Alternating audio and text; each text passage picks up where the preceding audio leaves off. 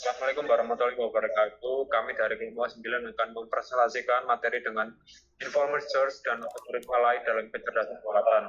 Sebelum kita masuk ke materi utamanya, kita akan terlebih dahulu. Kata saya Freddy Kandar yang sebagai gabung 10.5. Saya Fatur Muhammad Isna dengan RPM 240810100318. Saya adalah Orja Priyancaya dengan RPM 240810101057. Saya Valentino Tulis Wijaya dengan PM 2408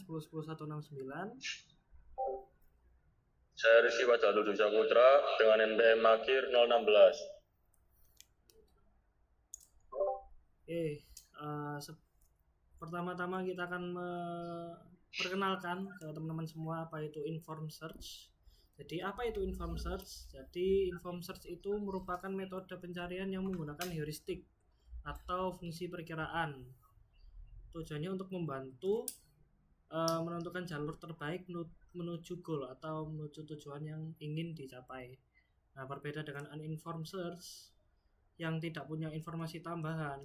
Informed search itu menggunakan estimasi jarak atau biaya menuju goal. Pada intinya itu informed search itu ada datanya ya, ada data atau clue lah biar dapat menuju goal. Sedangkan kalau uninformed itu benar-benar nggak ada clue, no clue, seperti itu. Lanjut.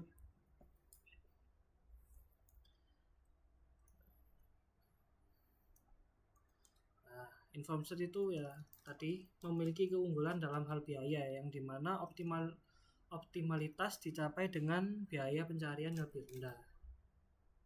Lalu untuk mencari biaya jalur yang optimal dalam sebuah graf dengan menerapkan strategi di mana node yang paling menjanjikan dalam nilai n dimasukkan ke fungsi heuristik. Kemudian fungsi mengembalikan bilangan real non negatif yang merupakan perkiraan biaya jalur yang dihitung dari noda n ke noda target. Di sini bagian terpenting dari teknik informed search merupakan teknik heuristik yang memfasilitasi dalam memberikan pengetahuan tambahan tentang masalah ke algoritma. Lanjut.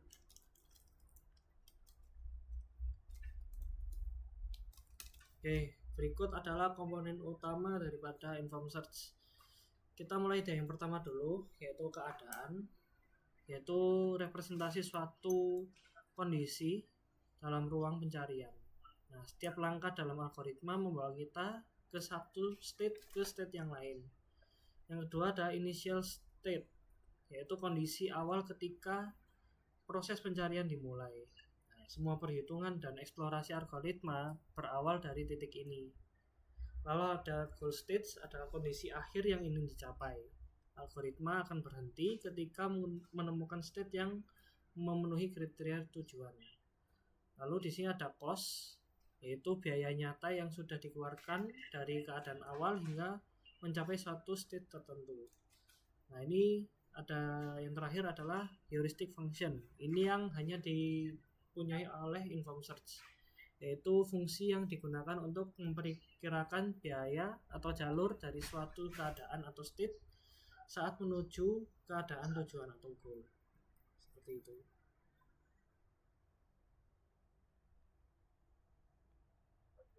Yang berikutnya saya akan menjelaskan tentang algoritma greedy best first search. Nah, metode greedy BFS ini adalah algoritma pencarian yang pilih node berdasarkan perkiraan jarak dan tempat menuju tujuan. Algoritma ini disebut greedy karena selalu memilih langkah yang tampak paling menguntungkan pada saat itu tanpa mempertimbangkan biaya yang sudah ditempuh sebelumnya. Algoritma greedy ini menggunakan fungsi evaluasi Fn sama dengan Hn, di mana Hn adalah heuristik atau estimasi jarak dari node saat ini ke goal. Artinya, keputusan sebelumnya didasarkan pada seberapa dekat suatu node diperkirakan dengan tujuan, bukan pada total biaya perjalanan. Untuk cara kerjanya sendiri, greedy BFS bekerja dengan memulai node awal, kemudian semua node tetangga dari node tersebut dihitung nilai heuristiknya, yaitu perkiraan jarak ke goal. Setelah semua nilai Hn diketahui, algoritma milih node dengan nilai heuristik paling kecil, karena dianggap paling dekat dengan tujuan. Nah, terpilih kemudian diperluas dan proses yang sama dilakukan kembali. Evaluasi semua tetangganya, bandingkan nilai HN, lalu pilih yang paling kecil.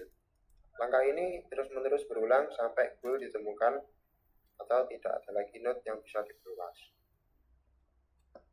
Nah, yang berikutnya adalah analisis kelebihan dan kekurangan algoritma greedy. Nah, algoritma greedy ini punya kelebihan. Kelebihannya yaitu sangat cepat dalam proses pencarian solusi yang diinginkan. Dengan implementasi yang sederhana, algoritma ini mampu menyelesaikan masalah dalam waktu yang efisien, sehingga sangat cocok untuk aplikasi di mana waktu eksekusi tidak penting. Nah, di sisi lain juga mempunyai kekurangan, yaitu meskipun efisien, algoritma greedy memiliki kelemahan yang signifikan, yaitu tidak selalu memberikan solusi yang optimal. Dalam beberapa kasus, algoritma ini dapat terjebak pada jalur yang palsu, menghasilkan hasil yang kurang memuaskan dibandingkan dengan metode pencarian yang lebih mendalam.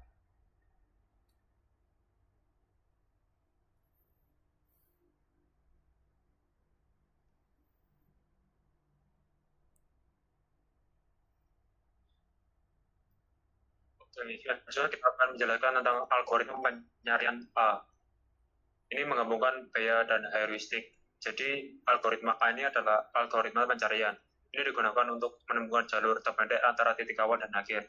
Nah, algoritma ini tuh sering digunakan untuk penjelajahan peta guna menemukan jalur terpendek yang akan diambil. Nah, A ini awalnya dirancang sebagai masalah penjelajahan graf atau graf traversal untuk membantu robot agar dapat menemukan arahnya sendiri. A saat ini masih tetap menjadi algoritma yang sangat populer untuk graf traversal. Algoritma A mencari jalur yang lebih pendek terlebih dahulu, sehingga menjadikannya algoritma yang optimal dan lengkap.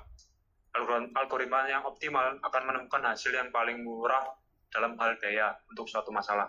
Sedangkan algoritma yang lengkap menemukan semua hasil yang mungkin dari suatu masalah. Nah, berikut ini adalah cara kerja algoritma A. Seperti pada gambar, jadi untuk metode pencarian jalur yang menggabungkan best first search dengan fungsi heuristik, ini untuk menemukan jalur dengan biaya terkecil dari node awal ke node tujuan. Algoritma ini menggunakan fungsi evaluasi Fn sama dengan Gn plus Hn, yang dimana Gn ini adalah biaya aktual dari node awal ke node n, dan Hn adalah perkiraan biaya dari node n ke node tujuan. Nah, dengan memprioritaskan ini, node yang memiliki nilai Fn terkecil dan A mampu melakukan pencarian secara efisien dan optimal. Asalkan fungsi heuristik yang digunakan bersifat admissible, yaitu tidak melebihi biaya sebenarnya.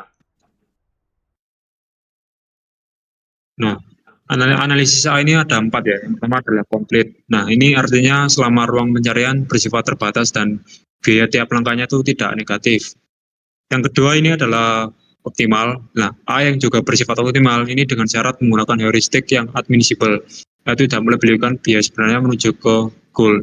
Ketiga, memori. Nah, dari sisi memori, A ini memiliki kelemahan utama yaitu kebutuhan penyimpanan yang besar.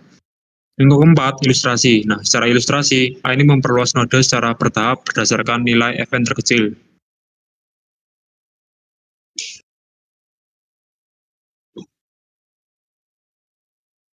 Ini adalah perbandingan greedy dan A. Yang pertama, optimalitas. Ini greedy tidak menjamin solusi terbaik. Nah, sedangkan A ini menjamin. Yang kedua, komplit. Greedy tidak selalu menemukan solusi, namun untuk A ini pasti menemukan. Tiga, pertimbangkan GN. Greedy mengabaikan biaya, namun A ini mempertimbangkan harga total semuanya. Yang keempat, kompleksitas. Nah, greedy memiliki kompleksitas sedang, sedangkan A lebih tinggi. Yang lima, kinerja. Greedy lebih cepat, namun A memberikan hasil yang lebih baik.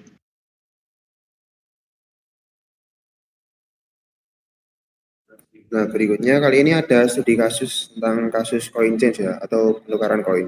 Nah, pada studi kasus kali ini diberikan target nilai uangnya sama dengan 11. Untuk denominasi koinnya sendiri ada koin 1, koin 5, koin 6, dan koin 8. Nah, untuk aturan sendiri, setiap koin boleh digunakan lebih dari sekali. Nah, untuk penyelesaiannya kurang lebih seperti ini. Nah, untuk langkah-langkahnya, yang pertama kita ambil dulu 11, karena 11 itu merupakan target kita. Nah, perlu diingat bahwa strategi greedy ini selalu pilih koin terbesar yang tidak memiliki sisa nilai. Nah, jadi angka berapa yang kurang dari 11? angka paling besar yang pulang dari sebelas adalah 8. Nah, kita ambil 8, maka akan timbul sisa 3.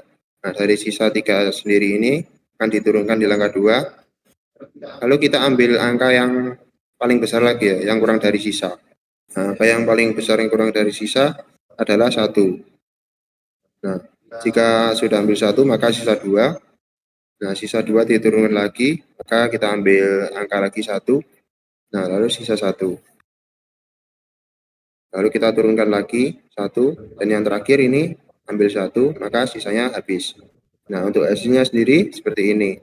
Maka hasil sendiri adalah 8 tambah 1 tambah 1 tambah 1, maka ada 4 koin.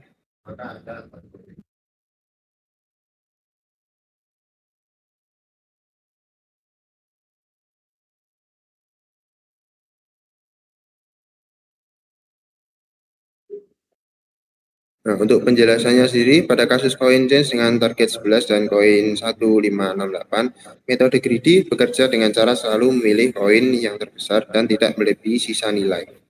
Nah, contoh dari 11 dipilih 8, karena itu yang paling besar dan masih bisa diambil, sehingga sisa menjadi 3. Karena 5 dan 6 sudah tidak bisa dipakai untuk sisa 3, maka kita pilih angka yang terbesar, yaitu 1, sisa 2. Lalu ambil lagi 1, sisa 1, dan yang terakhir ambil lagi 0, ambil lagi 1 hingga sisa 0. Nah, hasilnya sendiri 8 tambah 1 tambah 1 tambah 1 sama dengan 4 koin. Metode greedy ini tidak mencari semua kemungkinan. Ia hanya fokus pada pilihan terbesar setiap langkah, sehingga cepat tetapi belum tentu selalu menghasilkan jumlah koin yang paling optimal untuk semua kasus. Nah, untuk analisis hasilnya, deskripsi hasilnya menunjukkan bahwa greedy berhasil mencapai nilai target dengan cara paling cepat berdasarkan pilihan lokal terbaik di setiap langkah. Namun, metode ini tidak membandingkan semua kemungkinan kombinasi, sehingga meskipun pada kasus ini menghasilkan 4 koin, pada kasus lain belum tentu juga memberikan jumlah koin minimum yang paling optimal.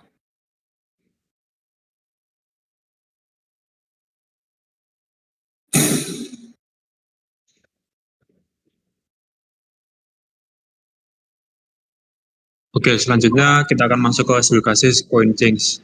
Untuk yang pertama, analisis solusi koin. Nah, dalam studi kasus ini targetnya jumlah 11. Ini dapat dicapai dengan menggunakan koin 1, 5, 6, dan 8. Nah, metode greedy menghasilkan 4 koin, sedangkan solusi optimal hanya memerlukan 2 koin. Untuk rumus sendiri, untuk target 11 koin itu 156. Untuk rumus A itu Fn sama dengan Gn plus Hn. Untuk Gn ini jumlah yang sudah dipakai, dan untuk Hn, estimasi koin masih diperlukan. Fn itu total estimasi koin. Jadi heuristik Hn sama dengan tail sisa per 8. Contoh, sisa 11 lebih besar dari H sama dengan 2. Nah, untuk penjelasannya itu dimulai dari noda awal. Jadi noda awal ini sisanya 11 dengan nilai G10, H2, dan F2. Nah, dari sini algoritma membuka 4 cabang lainnya yang menghasilkan koin 8, itu menghasilkan sisa 3, dan F2 itu koin 6, menghasilkan sisa 5, dan dengan F2, koin 5 menghasilkan sisa 6 dengan F2, dan koin 1 menghasilkan sisa 10 dengan F3. A memprioritaskan node dengan F terkecil yaitu F2. Saat mengeksplorasi sisa 5, mengambil koin 5, menghasilkan sisa 0 dengan F2. Ditemukan solusi 6 tambah 5 dengan 2 koin. Nah, saat mengeksplorasi sisa 6, mengambil koin 6 juga menghasilkan sisa 0 dengan F2. Ditemukan solusi 5 plus 6 dengan 2 koin. Cabang sisa 3 dari koin 8 jika dilanjutkan membutuhkan 4 koin. Lebih banyak dari solusi yang sudah ditemukan. Dengan demikian, A berhasil menemukan solusi optimal yaitu 6 plus 5 atau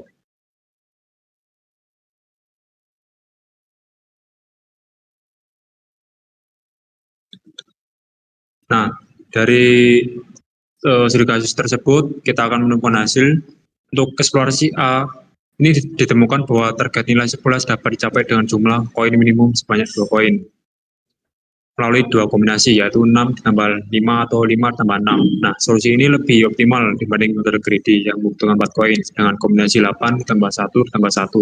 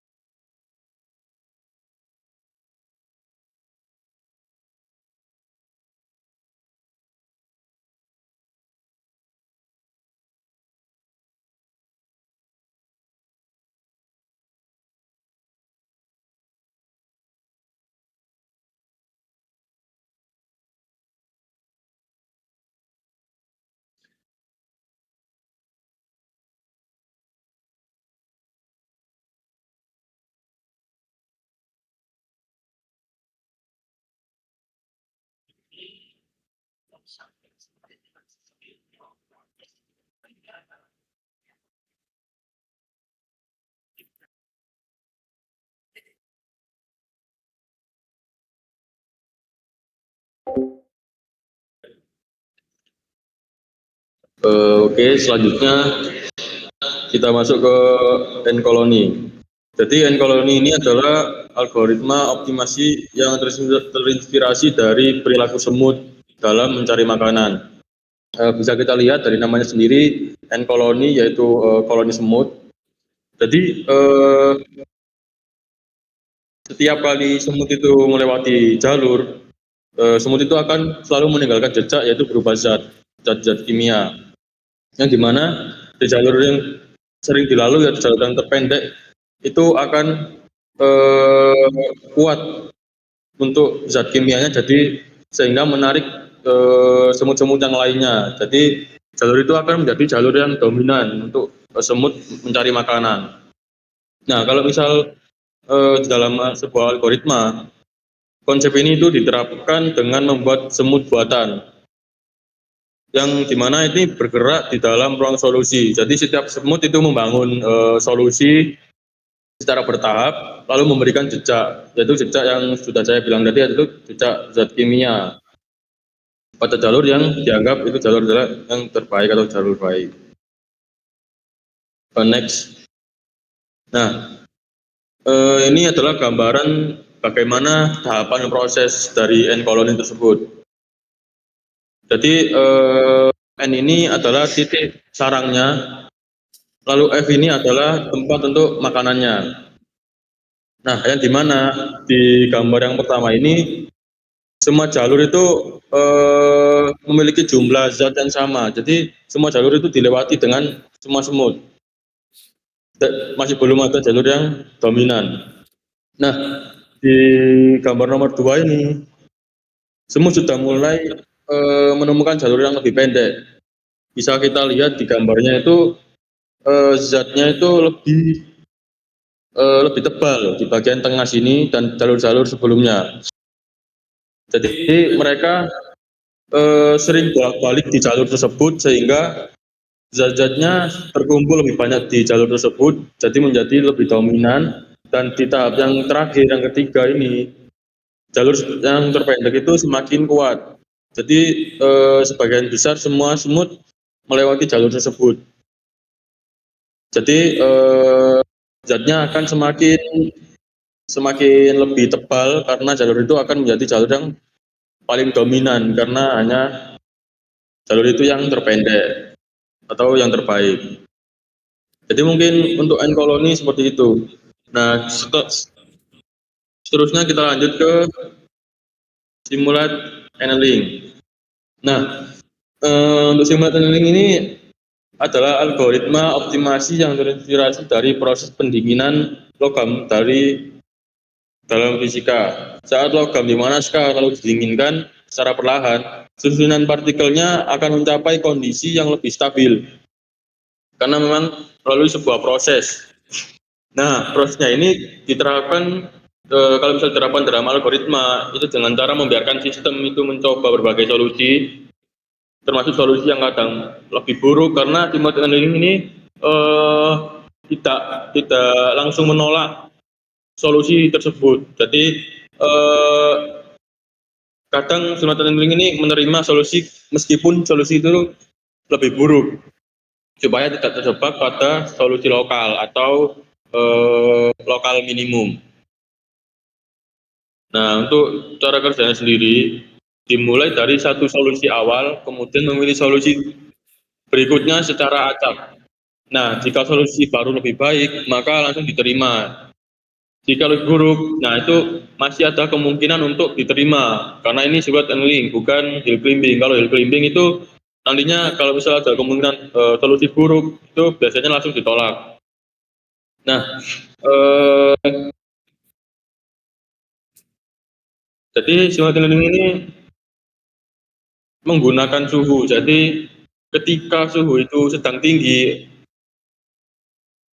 mungkin boleh di next, boleh di next, next. Nah, wis, sorry. Nah, ini gambaran contohnya. Ini diberikan sebuah suhu ya. Jadi ketika suhu itu sedang tinggi atau sedang high, sistem simulate annealing ini akan mencari solusi atau lebih fleksibel untuk mencari sebuah solusi. Karena tidak mungkin simulate annealing ini mencoba solusi satu persatu terus. Nah, simulate annealing ini akan mencoba solusi secara acak pada awalnya karena suhu sedang tinggi, yang dimana di situ lebih fleksibel untuk mencari solusi-solusi yang lain atau yang lebih baik dan mencapai yang terbaik. Nah,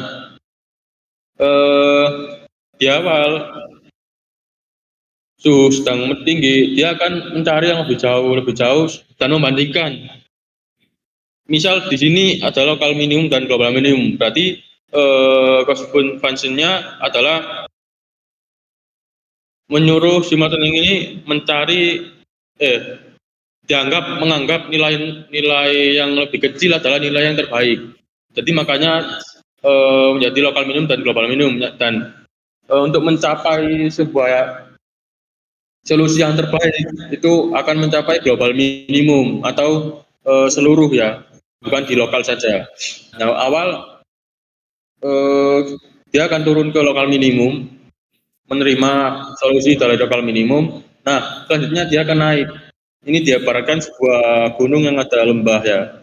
Lah, lembah lokal minimum ini lembah yang pertama, belum lembah yang dalam atau nilainya masih besar lah.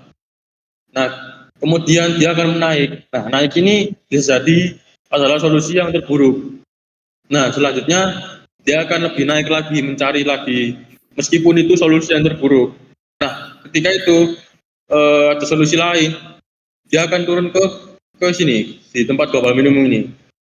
Nah, di sini suhu sudah mulai turun. Yang dimana ketika suhu sudah mulai turun, smooth annealing ini seperti tidak bisa fleksibel lagi, jadi lebih selektif dan memilihnya lebih cepat lagi atau selektif lah. Nah, makanya di global minimum ini ketika turun suhu dan suhu sudah mulai turun, smooth annealing ini akan lebih pendek jangkauannya dan akhirnya suhu 0 smooth annealing menemukan nilai terendah yang dianggap terbaik yaitu global minimum.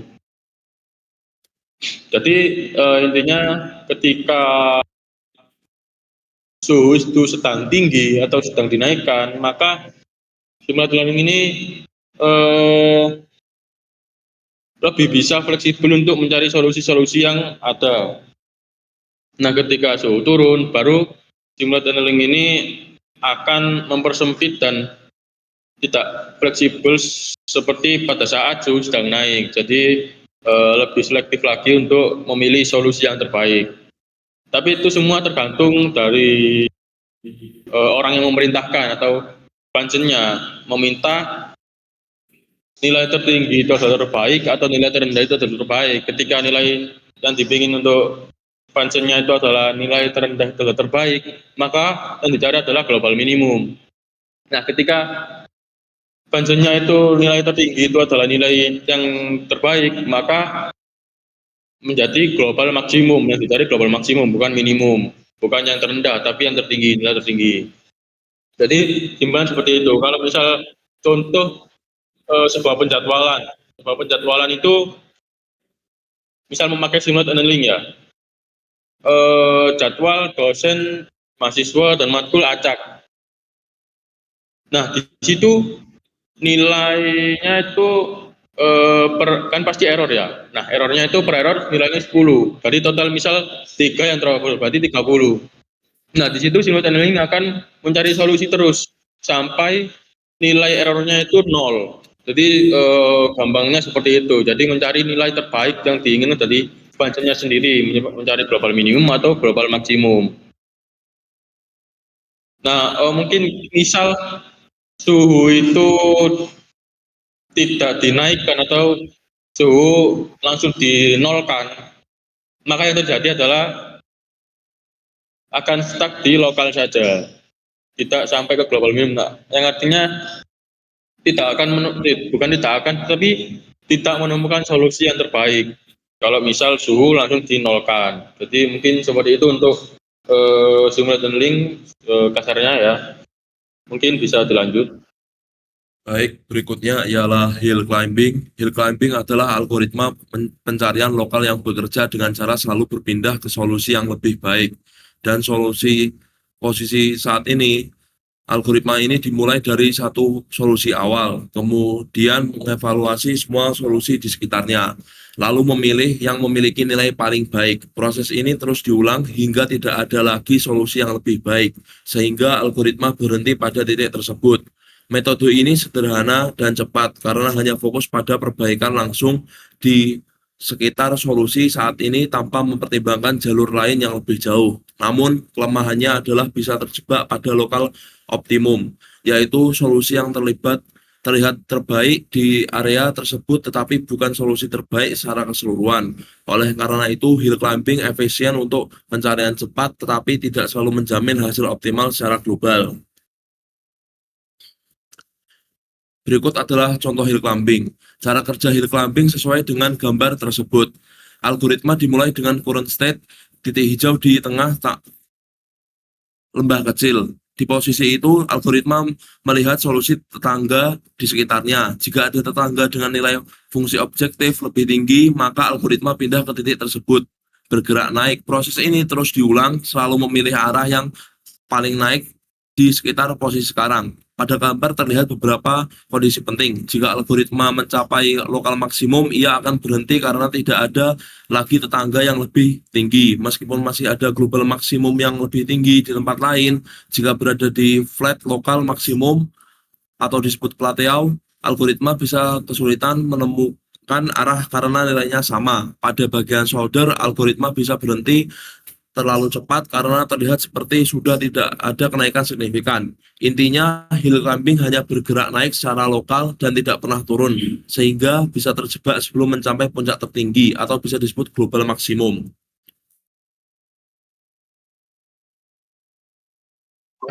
Baik, itu tadi penjelasan dari kelompok kami ya. Apabila ada kurang katanya, kami mohon maaf. Kami akhiri. Wassalamualaikum warahmatullahi wabarakatuh. Waalaikumsalam warahmatullahi wabarakatuh, Pak.